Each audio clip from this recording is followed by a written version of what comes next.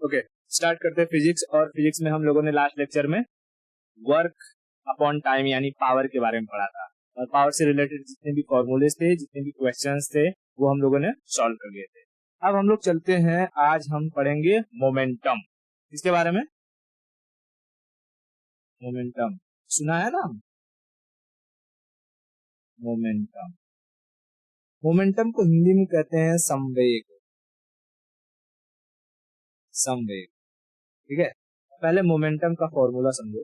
देखो, मोमेंटम को रिप्रेजेंट किया जाता है, मोमेंटम दो तरीके का होता है। पहले एक समझो, एक होता है लीनियर मोमेंटम। और जब कभी भी बात लीनियर की आएगी तो समझ लेना कि जो भी कुछ हो रहा होगा वो स्ट्रेट लाइन में हो रहा होगा, जमीन पर हो रहा होगा, उसमें कोई भी एंगल नहीं बन रहा होगा, ठीक है। चाहे वो लीनियर वेलोसिटी कहूं, चाहे लीनियर मोमेंटम कहूं, समझा रहे क्या? हाँ। और दूसरा होता है एंगुलर मोमेंटम। एंगुलर मोमेंटम, तो हम लोग एंगुलर मोमेंटम की बात कब करेंगे? जब कभी भी कोई काम होगा और उसमें एंगल बनेगा। जैसे कि एक पर्सन है, ए से वो बी पर जा रहा है, यानी यहाँ से यहाँ तक गया, तो ओरिजिन से इसका कुछ एंगल बन गया, उसने क्या कवर किया? कुछ एंगुलर मोमेंट किया हुआ है, उसको हम एंगुलर मोमेंटम कहेंगे, ठीक है। एंगुलर मोमेंटम का कंसेप्ट बाद में आता है, हम लोग बाद में पढ़ेंगे। अभी यहाँ हम कौन सा मोमेंटम पढ़ेंगे? Linear momentum.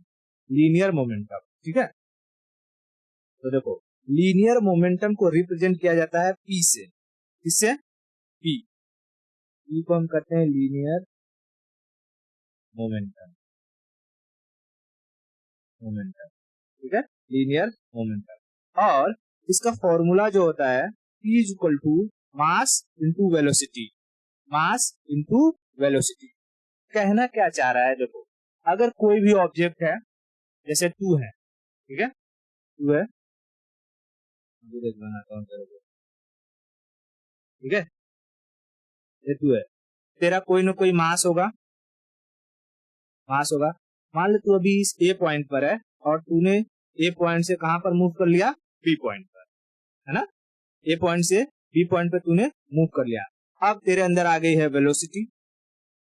वेलोसिटी, तो मैं कह सकता हूं कि तेरे अंदर अल्टीमेटली क्या आ गई है? मोमेंटम। मोमेंटम, समझ में आया क्या मैंने क्या बोला? कोई भी ऑब्जेक्ट जिसके अंदर मास हो और वो मूव कर रही हो, यानी वेलोसिटी हो, तो हम इनडायरेक्टली हम ये नहीं कहेंगे कि ये मास है और ये मूव कर रही है।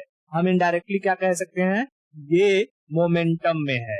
अभी तक हम क्या पढ़ते आए थे? मास को अलग से पढ़ा था, वेलोसिटी को अलग से पढ़ा था, डिस्टेंस अलग से पढ़ा, डिस्प्लेसमेंट अलग पढ़ा। अब हम सबको कंबाइन करके पढ़ेंगे। तो कोई भी ऑब्जेक्ट, उसके पास कुछ भी हो दुनिया में, ऐसा तो है नहीं कि उसके पास मास है ही नहीं, खाली फोटोन को अगर छोड़ दिया जाए, ठीक है। फोटोन मासलेस होता है, इसलिए वो जब मैं तुझे एटॉमिक लेवल पे पढ़ाऊंगा तो समझाऊंगा। फोटोन किसे कहते हैं? लाइट में जो पार्टिकल्स होते हैं ना, लाइट पार्टिकल्स, हाँ, उसको फोटोन कहते हैं। उसके पास मास नहीं होता खाली। बाकी दुनिया में ऐसा कोई भी चीज नहीं है जिसके पास मास ना हो, उसका कुछ ना कुछ वजन होता ही होता है, समझाएगा। तो अगर मास है और वो मूव कर रहा है तो हम क्या कहेंगे? वो ऑब्जेक्ट मोमेंटम में है। अगर सीधा सीधा जा रहा है तो लीनियर मोमेंटम में है, और अगर एंगल बना रहा है तो एंगुलर मोमेंटम में है। तो क्या हम लोग यहाँ पर एंगुलर मोमेंटम की बात कर रहे हैं? हम यहाँ किसकी बात कर रहे हैं? लीनियर मोमेंटम की। लीनियर मोमेंटम की। अब थोड़ा इमेज देखो, और इसमें मैं कुछ चीजें पूछ रहा हूँ, बताना। ये गोली है, गोली, ये गोली मतलब बुलेट में, बुलेट का भी कुछ मास होता है, कुछ ग्राम का बुलेट होता है। और जब ये बंदूक से चलती है तो ये भी एक जगह से दूसरी जगह जाती है, इसमें वेलोसिटी आता है। तो बताओ, इस बुलेट में मोमेंटम होगा कि नहीं होगा? होगा, बहुत बढ़िया, होगा, ठीक है। उसके बाद ये जो गाड़ी है, गाड़ी, ये गाड़ी, इसका कुछ का अपना कुछ वजन है, मास है। अगर ये गाड़ी एक जगह से बी जगह पर घूम चली गई तो इसको हम क्या कहेंगे? इसके अंदर मोमेंटम है कि नहीं है? है। उसी तरीके से स्कूटर भी अगर एक प्लेस से दूसरे प्लेस पर चली गई तो इसमें मोमेंटम रहेगा कि नहीं रहेगा? रहेगा। ये जो टैंक दिखाई दे रहा है, टैंक के अंदर से निकलेगा क्या? ये बड़ा बड़ा गोला। यहाँ देखो, बंदूक में होती गोली, यहाँ होता है गोला, ठीक है। एक गोली ग्राम में होती है, ये गोला केजी में होता है, समझ आ रहा है?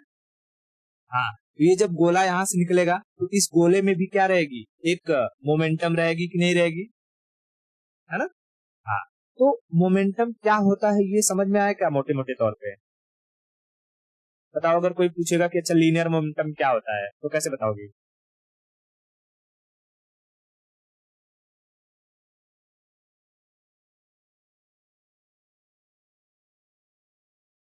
हम्म। तो हम कहेंगे कि वो मोमेंटम में है, ठीक है। जमीन पर कोई भी एक्टिविटी हो रही है, कोई भी एक्टिविटी भैंस चल रही है, मोमेंटम में है, भैंस का मास है, उसके अंदर वेलोसिटी है, मोमेंटम में है ना। लेकिन कोई इंसान अगर एक ही जगह पर खड़ा हुआ है, उसके पास मास तो है, उसके पास मास तो है, लेकिन उसके पास वेलोसिटी नहीं है, तो बताओ क्या ये मोमेंटम में है? नहीं, मोमेंटम में नहीं है। तो हम कह सकते हैं जो हमारा ये फॉर्मूला है P small P is equal to M V, यहाँ हमारे मास का बहुत इंपॉर्टेंट रोल है और वेलोसिटी का। देखो, मास तो हर चीज में होता ही होता है, चाहे कुछ भी हो, लेकिन वेलोसिटी हो भी सकती है और नहीं भी हो सकती है ना। वेलोसिटी हो भी सकती है और नहीं भी हो सकती है। अगर वेलोसिटी रहेगी तो हम कहेंगे कि ऑब्जेक्ट मोमेंटम में है, और वेलोसिटी नहीं रहेगी तो ऑब्जेक्ट मोमेंटम में नहीं रहेगी। इतना क्लियर है? अच्छा, अब अगर मैं पूछूं कि भाई किसके पास ज्यादा मोमेंटम होगा, किसके पास ज्यादा मोमेंटम होगा, देखो मैं दो चीज कह रहा हूं, एक मैक्सिमम मोमेंटम मोमेंटम और दूसरा मिनिमम मोमेंटम, ठीक है। मतलब कम मोमेंटम ज्यादा मोमेंटम, कम मोमेंटम और ज्यादा मोमेंटम। अच्छा, अगर मोमेंटम का फॉर्मूला निकालना रहेगा तो कैसे निकालेंगे? मास का क्या होता है फॉर्मूला, बोलो, यूनिट। मास को हम किस में मेजर करते हैं? केजी। और वेलोसिटी को मीटर पर सेकंड। तो यूनिट तो निकल गया, केजी मीटर पर सेकंड किसका यूनिट है? मोमेंटम का, लीनियर मोमेंटम का, ठीक है। तो क्या तुम्हारे लिए अब यूनिट निकालना कोई बड़ी काम है? फॉर्मूला दे दो, यूनिट यूं निकाल के दे दूंगी, है कि नहीं। किसी को पकड़ के ऐसे बोल देना यूनिट निकालना बड़ी बात नहीं है, फॉर्मूला दे दो मैं यूनिट निकाल दूंगी, ठीक है। ओके, अब वही मैं कह रहा हूँ कि बताओ, एक है हाथी, क्या है? एलिफेंट, हाथी। और एक है ये चीता। अगर मैं पूछूं कि किसके पास ज्यादा मोमेंटम है, मैं यहाँ लिखता हूँ, हाथी के लिए मोमेंटम का P1 और इसका मास M1 V1, और इसके लिए मैं P2 और इसका मास M2 और V2। तो बताओ, तुम कैसे ये बताओगी कि एलिफेंट के पास ज्यादा मोमेंटम है या चीता के पास ज्यादा मोमेंटम है? चीता के पास कैसे?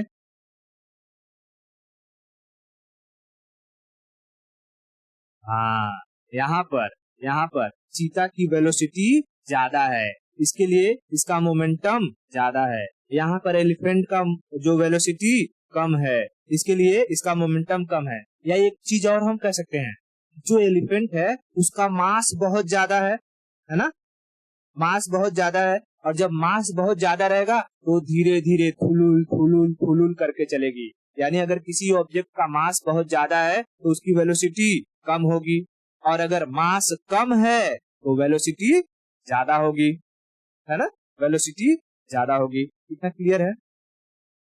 बहुत बढ़िया। चलो, यहाँ पर मैं ये इमेज पे वापस से आता हूँ, ठीक है। ये बताओ, जैसे अगर मैं कहूँ कि ये गोली है, ये गन है, गन, और ये है बुलेट। अच्छा बताओ, गन और बुलेट में से ज्यादा भारी कौन होगा? गन भारी होगा या बुलेट भारी होगा? गन। यानी मैं इस गन के मास, अगर इसका मास लिखूं M1 और इस बुलेट का मास लिखूं M2, तो M1 ग्रेटर है M2 से, है ना। M1 ग्रेटर है M2 से।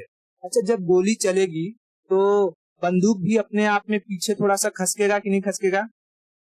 खसकेगा, और ये गोली आगे जाएगी, है ना। तो बताओ, जितनी स्पीड से बंदूक अरे गोली आगे जाएगी, क्या उतनी स्पीड से बंदूक भी पीछे जाएगी? नहीं, नहीं।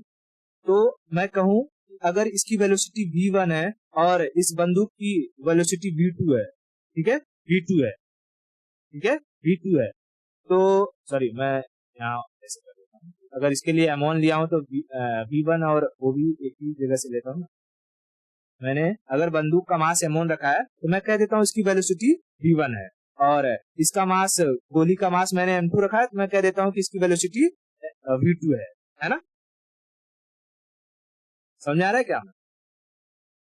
हाँ, तो अब अगर मैं कहूं कि बताओ इन दोनों का मोमेंटम मुझे बताओ, इन दोनों के मोमेंटम में क्या चेंज होगा? क्या इसकी मोमेंटम ज्यादा होगी या इसकी मोमेंटम ज्यादा होगी, या इसकी मोमेंटम कम होगी या इसकी मोमेंटम कम होगी? तो कैसे बताओगी? क्या लगता है?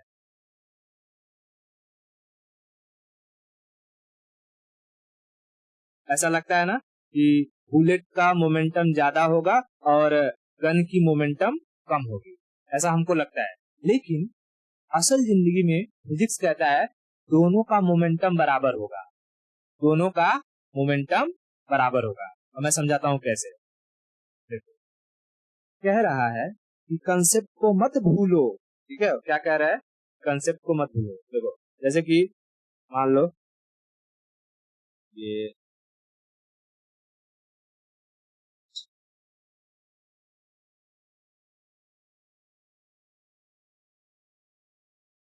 बंदूक है और यहाँ से मैं निकलेगी गोली, यहाँ से निकली गोली। ये कह रहा है कि भैया इस बंदूक का मास m1 है और ये जब गोली चलाओगे और इस गोली का मास m2 है, ठीक है? और जब गोली चलेगी तो बंदूक थोड़ा सा पीछे आएगा और गोली थोड़ी अपने आगे जाएगी, क्योंकि इसका मास बंदूक का बहुत ज्यादा है। मोमेंटम क्या कहता है? मैं मान लेता हूँ कि इसका P1 जो बंदूक है, बंदूक का मोमेंटम है P1, इसके हिसाब से मैं इसका M1 और V1 मान लू, और गोली जो है गोली का मैं मोमेंटम मान लेता हूँ P2, तो इसका मास M2 और वेलोसिटी V2 मान लेता हूँ, ठीक है? हाँ, तो ये कहता है ना कि देखो, क्योंकि इसका मास, इसका बंदूक का ज्यादा है तो ये कम ही पीछे जाएगा, ठीक है? ये कम पीछे जाएगा, यहाँ पर मास ज्यादा वेलोसिटी कम होगी। और क्योंकि इसका मास बहुत कम है ये बहुत तेजी से आगे जाएगा, यानी यहाँ पर मास कम है और वेलोसिटी ज्यादा है। तो कहता है फिजिक्स की थियरी के अकॉर्डिंग इन दोनों का मोमेंटम इक्वल हो जाएगा। क्या कहता है? ये momentum P1 is equal to P2 हो जाएगा, ठीक है? P1 is equal to P2 हो जाएगा, क्योंकि अगर क्योंकि अगर ऐसा नहीं हुआ तो ये काम करेगा ही नहीं। मतलब कि गोली मैं चलाऊंगा तो गोली जहां जाना रहेगा वहां जाएगा ही नहीं, ठीक है? अगर ऐसा हो जाए कि भाई इस गोली का मोमेंटम जो है बहुत ज्यादा हो जाए एज कंपेयर टू किसके, ये बंदूक के, ठीक है, बंदूक के, तो मैं गोली मार रहा हूँ और गोली कब निकल जाएगी मुझे पता ही नहीं चलेगा। समझ आ रहा है? यानी काम कब हो जा रहा है मुझे पता ही नहीं चलेगा। तो एक बात याद रखो, क्या कहता है? मोमेंटम हमेशा कंजर्व रहता है। जैसे हमने कहा था ना मैकेनिकल एनर्जी याद आ रहा है? मैकेनिकल एनर्जी क्या होता है? Potential energy plus kinetic energy. तो हम कुछ भी करते थे, अगर कभी पोटेंशियल एनर्जी बढ़ता था तो काइनेटिक एनर्जी घट जाता था, उस केस में मैकेनिकल एनर्जी कांस्टेंट रहता था। और जब पोटेंशियल एनर्जी घटता था तो काइनेटिक एनर्जी बढ़ जाता था, फिर मैकेनिकल एनर्जी कांस्टेंट रहता था। वही चीज कह रहा है, जब किसी एक ऑब्जेक्ट जिसमें गोली और बंदूक में दोनों शामिल कर रहा हूँ, इनके द्वारा अगर कोई काम हो रहा है, इनके द्वारा कोई काम हो रहा है, काम कैसे हो रहा है? भाई बंदूक को मैंने चलाया और उसमें से गोली निकली, मान लो कि गोली अभी यहाँ थी और ये निकल करके यहाँ चली गई, तो गोली एक जगह से दूसरी जगह गई, उसमें कुछ उसका काम हुआ कि नहीं हुआ?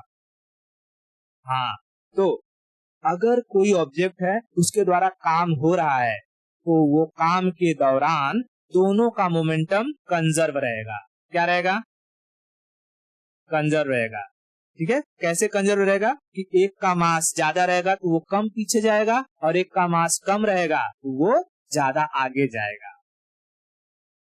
समझ में आया? तो इसे हम कहते हैं law of conservation of linear momentum. क्या कहते हैं? Law of conservation of linear momentum. ठीक है, law of conservation of linear momentum, यानी P1 is equal to P2। तो मैं P1 के लिए फॉर्मूला लिख दूंगा, M1 V1 is equal to M2 V2। M1 V1 is equal to M2 V2। इतना चीज क्लियर हुआ? हाँ, law of conservation of linear momentum का फॉर्मूला क्या हो गया?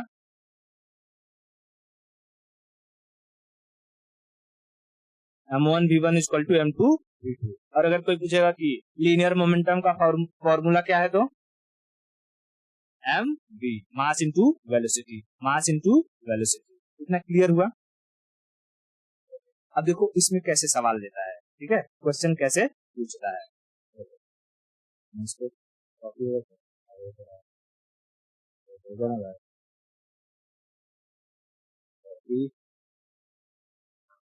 कहेगा कि एक बंदूक है, मैं यहां से गोली निकाल रहा हूँ, ठीक है। कहेगा कि एक बंदूक है, मैं यहाँ शॉर्ट में लिखता हूँ गन, गन और बुलेट, बुलेट, ठीक है, बुलेट।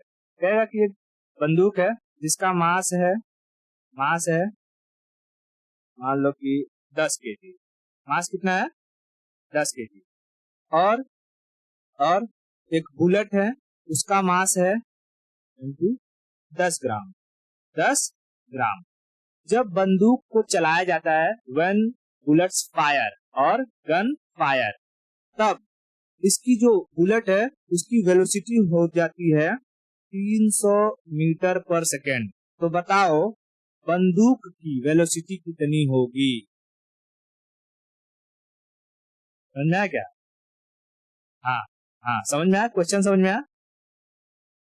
हाँ, तो बताओ बंदूक की वेलोसिटी कितनी होगी? हाँ सॉरी, मैं यहाँ V1 लिख देता हूँ, ठीक है। चलो कैलकुलेट करके बताओ, मैं कुछ देर के लिए पॉज करता हूँ, ठीक है। तो चलो इसको सॉल्व करते हैं। देखो अब इसमें दोनों चीजें दी गई है, तो हमें क्या निकालना पड़ेगा? Conservation of momentum. हमको पता है M1 V1 is equal to M2 V2। हमारे पास M1 कितना है? 10 kg, तो मैं 10 लिख लेता हूँ, 10। और V1 निकालना है, M2 है 10 ग्राम। अब देखो यहाँ पर ये 10 ग्राम है और ये केजी में है, और हमने एक चीज सीखा है यूनिट डायमेंशन में कि जब भी न्यूमेरिकल सॉल्व करते हैं तो स्टैंडर्ड यूनिट में रखते हैं, मास को केजी में, टाइम को सेकेंड में, है ना, लेंथ को मीटर में। तो वैसे ही ये जब 10 ग्राम में है तो उसको मुझे केजी में कन्वर्ट करना पड़ेगा। मुझे पता है कि 1 केजी बराबर 1000 ग्राम होता है, और मुझे यहाँ पर 10 ग्राम दिया है, तो 10 यहाँ 10 करने के लिए मैं क्या कर सकता हूँ? इसको मैं 100 से डिवाइड कर दूं, तो 1 2 यहाँ हो जाएगा 10। अगर यहाँ 100 से डिवाइड करूंगा तो मुझे यहाँ पर भी 100 से डिवाइड करना पड़ेगा, ताकि दोनों तरफ कोई भी चेंजेस ना हो। तो अब मैं देखूंगा कि यहाँ पर 1/100 kg बराबर 10 ग्राम मिल जाएगा, है ना। 1/100 kg बराबर 10 ग्राम मिल जाएगा। तो मैं M2 रख सकता हूँ 1/100 इंटू, और वेलोसिटी है 300 मीटर पर सेकंड। तो यहाँ से 100 से 100 मतलब ये 0 0 कट जाएगा, और ये बच गया 10 V1 इज इक्वल टू 3, ठीक है। अब यहाँ पर मैं इसको लिख सकता हूँ V1 is equal to 3/10 metre पर सेकेंड। यानी कि मैं अगर कहूँ तो 0.3 मीटर पर सेकेंड की वेलोसिटी से ये जो बंदूक है ये पीछे जाएगा, ये पीछे जाएगा। इसीलिए हम लोग कहते हैं कि अगर कोई बंदूक चला रहा होता है तो उसको कहते हैं अपना ये जो बंदूक का ये ठोड़ी है, इसको मुंह के सामने मत रखो, क्योंकि जैसे गोली आगे जाएगी ये भी कुछ पीछे आएगा, और मुंह के सामने रखोगे तो मुंह फूट जाएगा। इसलिए इसको कहते हैं कंधे पर टिकाओ। कहाँ टिकाओ? कंधे पर, ठीक है। क्यों? क्योंकि जब ये पीछे जाए तो हमारा कंधा उसे वापस से बैलेंस कर सके, समझ में आया? तो इसीलिए जब पहले पहले अगर कोई बंदूक वगैरह चलाता है ना, तो उलट जाता है, मारता है धांस से, वो पीछे ढकेल देता है, वो गिर जाता है। ठीक है। अच्छा देखो, जब ये बंदूक चलाने के बाद ये बंदूक पीछे जाता है ना, उसको कहते हैं रिकॉइल वेलोसिटी। क्या कहते हैं? Recoil velocity. वेलोसिटी टर्मिनोलॉजी याद रखना। क्या कहेंगे इसको? Recoil velocity. Recoil velocity. Recoil velocity, ये इसको नहीं कहेंगे ये आगे जा रहा है, ये जो पीछे आता है उसको कहते हैं रिकॉइल। रिकॉइल से याद रखना रिवर्स वाला वेलोसिटी, जो रिवर्स में जाता है। ठीक है, ये चीज निकल जाएगा, इतना कोई दिक्कत नहीं। ठीक है, अब देखो इसी तरीके से अगर दे दे ये इसके बारे में, ये तोप दे देता है। ठीक है, ध्यान से समझना। ये दे दिया है तोप, और तोप की गोली, अगर भाई तोप की गोली, तोप की गोली। अब बताओ, कह रहा है कि एक तोप है, एक तोप, तोप का मास है, तोप का मास है 400 केजी। तोप का मास 400 केजी है, और इसके अंदर से, इसके अंदर से जो बुलेट फायर होता है उसका मास है 2 केजी। 2 केजी। और ये बुलेट की जो वेलोसिटी है, वेलोसिटी है वो है, वो है, सॉरी मैं बुलेट की वेलोसिटी नहीं, मैं मास इसका ये तोप का, टैंक का वेलोसिटी देता हूँ। टैंक का जो वेलोसिटी है, वेलोसिटी है, ये है 10 मीटर पर सेकेंड। ठीक है, टैंक की वेलोसिटी कितनी है? 10 मीटर पर सेकेंड। हाँ, तो बुलेट की वेलोसिटी कितनी होगी? बुलेट की, बुलेट की वेलोसिटी कितनी होगी? फाइंड आउट करो। चलो ठीक है, चलो इसको सॉल्व करते हैं। कैसे सॉल्व करेंगे? सेम वही, मैं मान लेता हूँ कि इसका जो मास है वो है m1 और इसका वेलोसिटी है v1, तो इसका मास हो जाएगा m2, इसकी वेलोसिटी हो जाएगी v2। तो इसका मास कितना है भाई? m1 400 केजी, 400, और वेलोसिटी बताया है 10 मीटर पर सेकेंड, मैंने ये कर लिया। और इज इक्वल टू, इसका m2 दिया है क्या?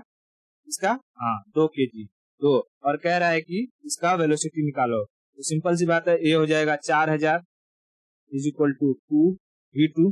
तो v2 इज इक्वल टू, अब 4000 डिवाइड बाई 2 कर दूंगा तो 2 दूनी 4, यानी 2000, यानी v2 आ जाएगा हमारा 2000 मीटर पर सेकेंड। यानी जब एक टैंक ये गोला दागेगा तो 1 सेकंड में 2 किलोमीटर चली जाएगी ये। कितना? 1 सेकंड में 2 किलोमीटर, यानी 2000 मीटर पर सेकेंड। तो हम लोग कोई भी चीज दिया हो वो कितनी तेजी से मूव करेगी फाइंड आउट कर सकते हैं कि नहीं कर सकते हैं? अच्छा, अब एक चीज और बताओ, जब यहाँ पर होता है बंदूक, बंदूक बोल रहा हूँ, ये गोली ए पर, और यहाँ से निकल करके यहाँ तक पहुंचता है बी तक, और बी के बाद ये हवा में चले जाता है। ठीक है ना? हेलो, वॉइस जा रही है क्या? हाँ, तो देखो, क्योंकि ये जो कैनन टैंक है, ये टैंक इस गोली को यहाँ से फेंक रही है, तो हम कह सकते हैं कि टैंक के द्वारा किया गया काम, टैंक ने कुछ काम किया। क्या काम किया? इसने इस गोली को फेंका है ना? हाँ, तो टैंक के द्वारा किया गया काम इस गोली के मोमेंटम के बराबर है। कह सकते हैं कि नहीं कह सकते? टैंक के द्वारा किया गया काम इस गोली के मोमेंटम के बराबर है। मोमेंटम कैसे? तो भैया इस गोली, इस जो गोला है, गोली नहीं गोला है, इसके अंदर मास है, और ये टैंक इसको फेंकेगा तो इसका कुछ वेलोसिटी होगा, यानी हम कहेंगे इसका पास कुछ मोमेंटम होगा। तो हम कह सकते हैं ना कि टैंक के द्वारा किया गया काम गोली के मोमेंटम के बराबर है। समझ में आ रहा है मेरी बात? बहुत बढ़िया। तो मैं अगर ये फॉर्मूला लिख दूं कि वर्क डन या work is equal to momentum, work is equal to momentum, यानी W is equal to P। तो कुछ मैंने गलत लिखा क्या?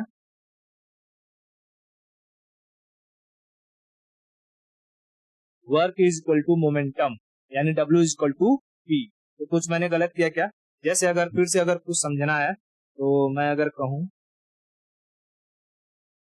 ठीक है, कि जैसे ये पर्सन है, ये इसने लिया है बाल्टी, क्या लिया है जी, मान लो लोटा लिया है, जा रहा है, ठीक है, ये पॉइंट से बी पॉइंट पर। अब ये लोटा लेकर के ए पॉइंट से पहुंच गया बी पॉइंट पर, यानी लोटा में अपना खुद का मास है और ये एक जगह से दूसरी जगह गया, इसकी कुछ वेलोसिटी है। क्योंकि इसने लोटा को यहाँ ए से बी पर ले गया, तो काम किया किसने? इस आदमी ने। आदमी के द्वारा किया गया काम इस लोटे के मोमेंटम के बराबर ही तो है ना? बरोबर। तो मैं यानी ये फॉर्मूला लिख सकता हूं, work is equal to moment, work is equal to momentum, moment नहीं मोमेंटम, मोमेंट थोड़ी बनाना है यहाँ पे, मोमेंटम, हाँ, work is equal to momentum. तो बता वर्क का फॉर्मूला क्या होता है? Force into displacement. और मोमेंटम का फॉर्मूला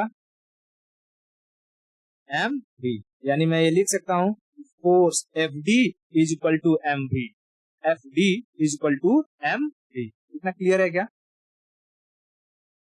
अब देखो इससे कैसे क्वेश्चन बनता है, तो ना कह देगा कि टाइम को ले लेता हूं वापस से, बहुत मस्त है बहुत।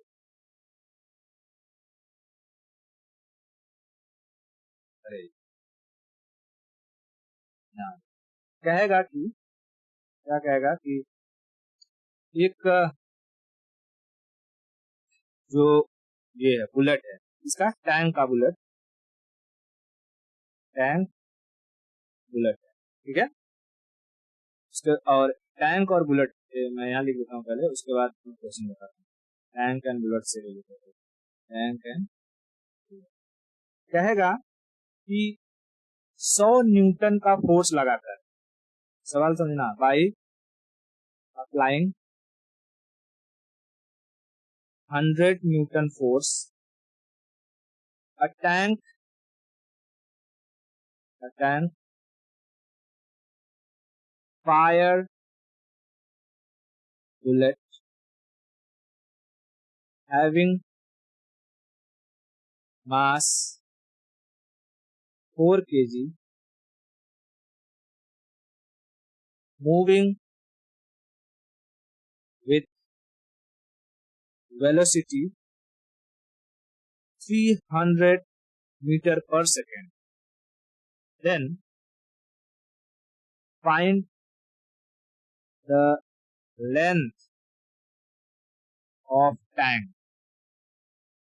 क्या कहा इसने? टैंक का लेंथ निकालो, यानी कि यहां से लेकर के यहां तक का लेंथ कितना होगा, वही तो पूछ रहा है ना? तो क्वेश्चन समझ में आया क्या?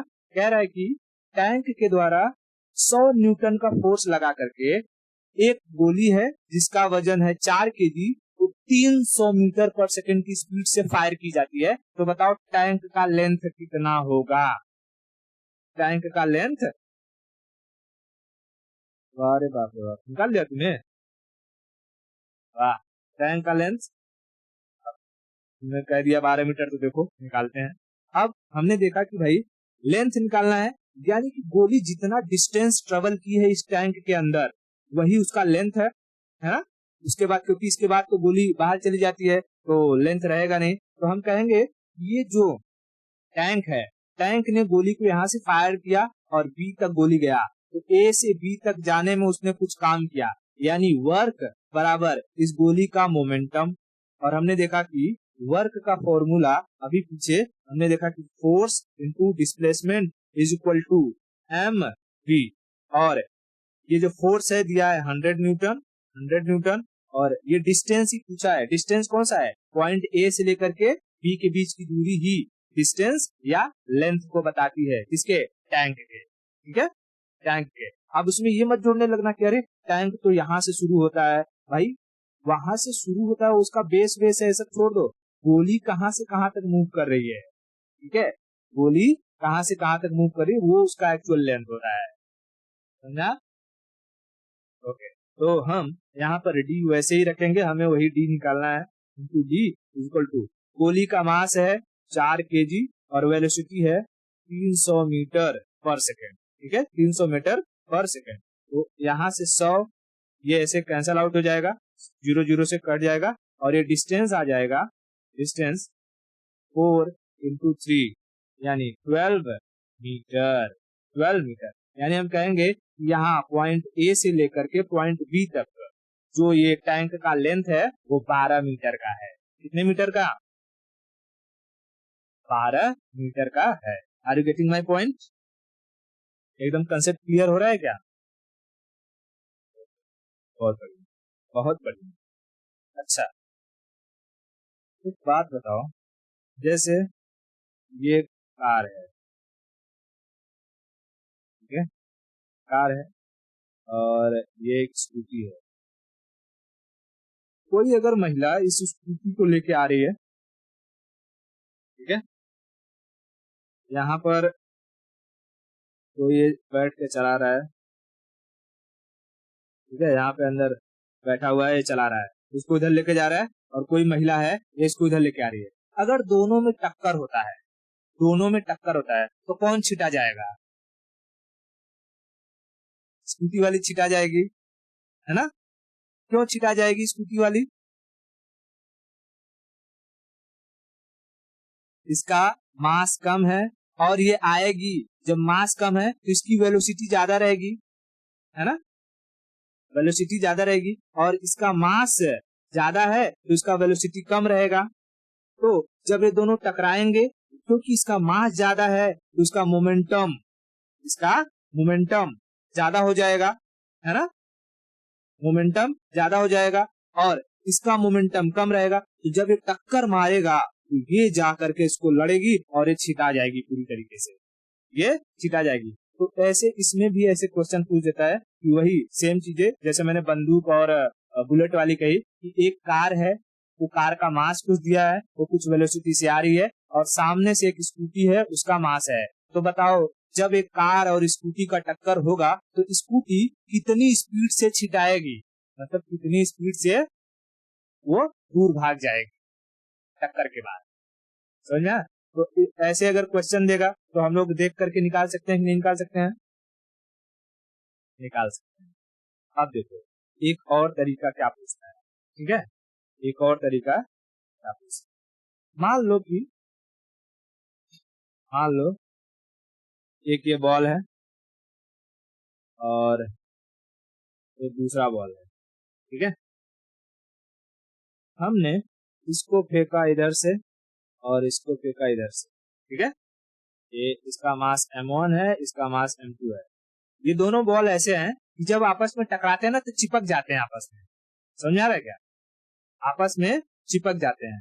तो बताओ, टक्कर के बाद, अब मान लो कि ये जो m1 है इसकी वेलोसिटी है v1, मान लो ये मास है 2 kg, इसको मैं ले लेता हूँ 10 kg, और इसकी वेलोसिटी है 2 मीटर पर सेकेंड, और ये जो मास है ये है 5 kg, और मैं इसकी वेलोसिटी ले लेता हूँ, इसका मैं वेलोसिटी ले लेता हूँ कुछ 15 या 10 मीटर पर सेकेंड ले लेता हूँ, ठीक है, 10 मीटर पर सेकेंड वेलोसिटी ले लेता हूँ। तो कंडीशन क्या कह रहा है, ये जब दोनों आपस में टकराएंगे यानी कोलाइड होंगे तो ये दोनों आपस में चिपक जाते हैं।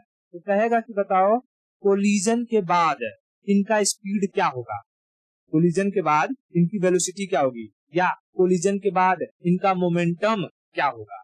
तो देखो ऐसे क्वेश्चन को कैसे सॉल्व करेंगे, बहुत सिंपल सा है। पहली बात तो इसका कुछ मोमेंटम होगा P1 जो है M1 V1, और इसका कुछ मोमेंटम होगा P2 जो है M2 V2, बरोबर। हाँ, कह रहा है कि ये दोनों आपस में कोलाइड हो रहे हैं, कोलाइड यानी कोलिजन हो रहा है, ये दोनों टकरा रहे हैं। तो जब टकराएंगे तो क्या टकराने के बाद जो दोनों एक हो जाएंगे, मतलब कैसे हो जाएंगे, मैं इसको थोड़ा सा कर लूं कॉपी, और यहाँ पर कर देता हूँ पेस्ट राजा जी। अरे यार छोड़ो, मैं एक बना लेता हूँ। जैसे मान लो ये हुआ और आकर के काला वाला इसमें ये टकरा गया, ठीक है, दोनों आपस में जुड़ गए।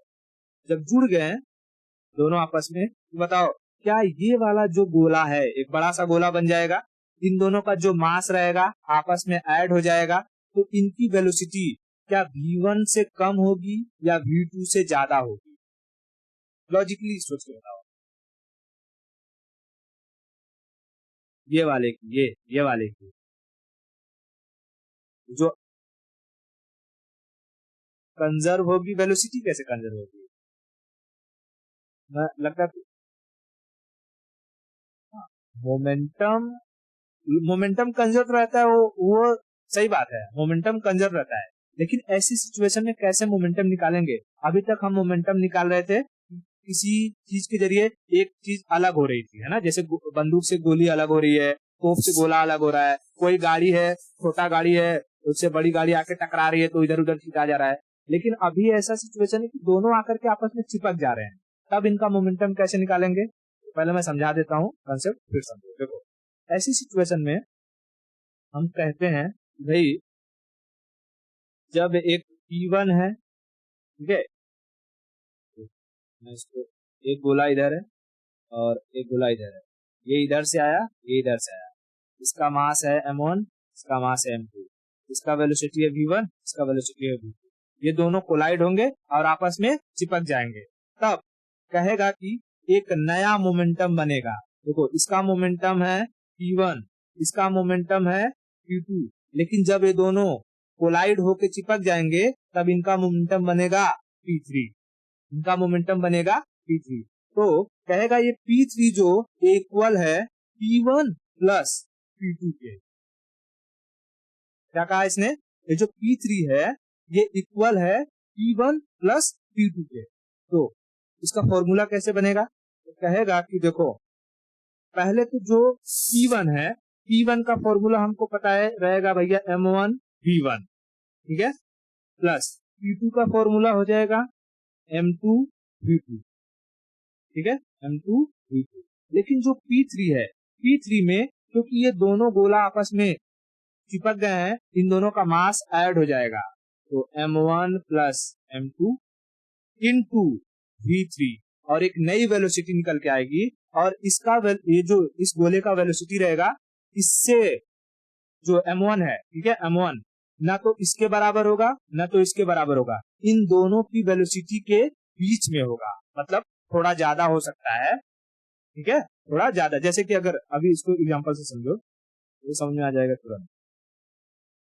देखो ध्यान से, कह रहा है कि जैसे ये है m1 और ये कोई m1 है, ये है 10 kg का और इसकी वेलोसिटी है 5 मीटर पर सेकंड, ठीक है, बॉल है कोई, और ये है एक m2, इसका जो मास है ये मान लो कि ये है 5 kg का और इसकी वेलोसिटी है, अगर मैं कहूँ कि 10 मीटर पर सेकंड या 12 मीटर पर सेकंड, ठीक है। तो जब कोलाइड होगा, ये दोनों आपस में चिपक जाएंगे, तब तब देखते हैं कि इनकी वेलोसिटी क्या होती है।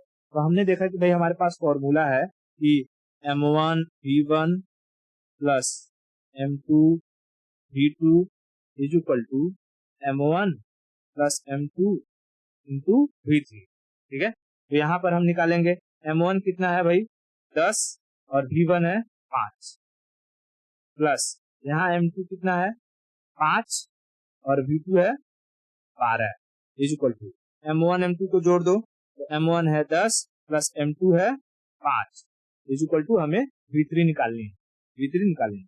तो देखो ये हो जाएगा 10 पचे 50 प्लस 12 पचे 60, is equal to 10 5 15 into v3। बताओ 50 60 110, 50 60 110, 110 इज इक्वल टू 15 v3। अगर मैं यहाँ से कहूँ कि v3 इज इक्वल टू 110 बटे 15, चलो इसको काटेंगे, 5 दिया 15, 5 दूनी 10, 5 दूनी 10 बचा एक, 5 दूनी 10, यानी v3 इज इक्वल टू 22/3, इसको काटेंगे अगर तो 3 सत्ते 21 और फिर 3 त्रिका 9, 7.3, यानी जो V3 आया वो लगभग 7.3 मीटर पर सेकेंड। अब बताओ ये V3 इस M1 के वेलोसिटी से ज्यादा है ना, 5 से ज्यादा है, 5 मीटर पर सेकेंड है, और यहाँ पर दिखा यह है 7, और ये M2 की वेलोसिटी से कम है, ये 12 है और ये है। यानी जब ये बॉल आपस में टकरा करके चिपक गए, तब इनकी वेलोसिटी ना तो M1 के तरह रहेगी ना तो M2 की तरह रहेगी, ये इन दोनों के बीच में रहेगी, यही है इन दोनों के बीच का, है ना, बरोबर। इतना चीज क्लियर है, हुआ क्या? तो याद रखना, जब कभी भी ऐसी सिचुएशन दे कि मोमेंटम फाइंड आउट करो, find out the momentum of an object after collision, और find out the momentum of object before collision. तो अगर बिफोर कोलिजन दिया है, दो चीजें याद रखना, क्या कहता है, बिफोर कोलिजन यानी टक्कर से पहले, और आफ्टर कोलिजन टक्कर के बाद। तो यही चीज होता है, सेम यही फॉर्मूला होता है कि अगर दो मास है, ठीक है, ये है एक, ये M1 ये है M2, ये दोनों अभी टक्कर नहीं हुआ है, तब इनमें जो मोमेंटम होगा वो P1 प्लस P2, बरोबर, अलग अलग निकाल लेंगे, और जब टक्कर हो जाएगा तब ये हो जाएगा P3, यानी P1 plus P2 is equal to P3। यानी मोमेंटम चाहे कैसा भी हो वो हमेशा कंजर्व रहेगा, बिफोर कोलिजन जो है और आफ्टर कोलिजन जो है वही रहेगा। Are you getting my point? मुझे 1 मिनट देना, ठीक है। तो देखो, मोमेंटम जैसा मैंने इनिशियल स्टार्टिंग में ही कहा कि मोमेंटम हमेशा क्या रहता है, कंजर्व रहता है, ठीक है। तो ऐसा केस भी अगर बन जाए, कभी कभी क्या होता है कि दो ऑब्जेक्ट को दे दे और ये दो ऑब्जेक्ट टकराने के बाद क्या हो जाते हैं, इधर उधर भाग जाएंगे, इधर उधर। तो जब टकराने के बाद इधर उधर चले जाएंगे तो भी पूछ सकता है कि अच्छा बताओ टक्कर के बाद M2 की वेलोसिटी क्या होगी, क्योंकि कुछ न कुछ वेलोसिटी चेंज हो जाएगी ना। जैसे कि मान लो यहाँ से एक कोई पर्सन है, ये दौड़ते दौड़ते जा रहा है, ठीक है, ये दौड़ते दौड़ते जा रहा है, साला मेरा दौड़ने वाला उल्टा डायरेक्शन में कहाँ बन जाता है जी, ठीक है, हाँ, ये दौड़ते दौड़ते जा रहा है और इधर कोई हैवी आदमी आ गया एकदम, ठीक है, ये हैवी आदमी आ गया। जब पहले मान लो इसकी स्पीड थी 10 मीटर पर सेकंड जा रहा था, और ये आ रहा है आराम से 5 मीटर पर सेकंड से, ठीक है। तो जब इससे टकराएगा तो क्या टकराने के बाद भी इसकी स्पीड 10 मीटर पर सेकंड रहेगी? टकराने के बाद ये हो सकता है इसका मुंह फोड़ ले अपना, गिर जाए, उधर ही सुस्त हो जाए, ढमल ढमल चलने लगे 2 मीटर पर सेकंड, पाप पाप चिल्लाए, मेरा पेट टूट गया, मुंडी टूट गया, बचाओ मुझे, और वो ऐसा रेंगते हुए भागने लगे, और ये अपना एक पैर रख दे धड़ाक से उसी में, टे बोल जाए फिर, है ना। हाँ। तो कभी कभी ऐसे पूछता है कि जब दो ऑब्जेक्ट आपस में टकरा रहे हैं तब M1 का वेलोसिटी क्या हो जाएगा, या टक्कर के बाद M2 की वेलोसिटी क्या हो जाएगी। तो उसमें ध्यान रखना कि क्या क्या रहा है, क्या टक्कर के बाद जो ऑब्जेक्ट है वो दोनों आपस में चिपक गए हैं या स्कैटर्ड हो गए हैं, ठीक है। तो वेलोसिटी बिफोर स्कैटरिंग या वेलोसिटी आफ्टर स्कैटरिंग, इतना चीज क्लियर रहेगा। तो बताओ मोमेंटम का फॉर्मूला क्या होता है, सिंपल फॉर्मूला, हाँ, मोमेंटम का M V, बस इसी चीज को याद रखना। अब ये चीज अगर याद रहेगा तो इससे हम लोग ये भी कह सकते हैं, देखो मोमेंटम का हम ये भी कह सकते हैं भाई M V, या फिर work is equal to momentum P, and work का force into displacement is equal to P। अब कभी कभी एक और चीज कह देता है, ठीक है, एक और चीज, तो कंसेप्ट है काइनेटिक एनर्जी वगैरह का, लेकिन उसको हम लोग नेक्स्ट लेक्चर में देखेंगे, ठीक है, क्योंकि अगर वो मैं बताना शुरू कर दिया तो फिर ये लंबा हो जाएगा वीडियो। तो उसको हम नेक्स्ट लेक्चर में करेंगे कि क्या रिलेशन है काइनेटिक एनर्जी और मोमेंटम, ठीक है। तो आज के लिए इतना रखते हैं, और बाकी की स्टोरी हम नेक्स्ट लेक्चर में करेंगे।